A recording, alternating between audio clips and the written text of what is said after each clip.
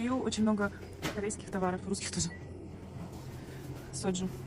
Соджу стоит в магазинах рублей 250. Здесь, кстати, не знаю, цены нет. Можно зарядить телефон.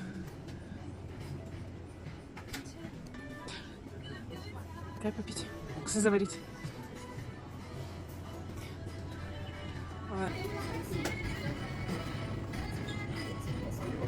Ну, это русские товары. У нас все такие же. Сию есть готовая продукция. Можно купить, попросить разогреть в этом же магазине и поесть. Здесь есть столики. Сию это, насколько я знаю, корейский магазин. Но здесь и корейские, и русские товары.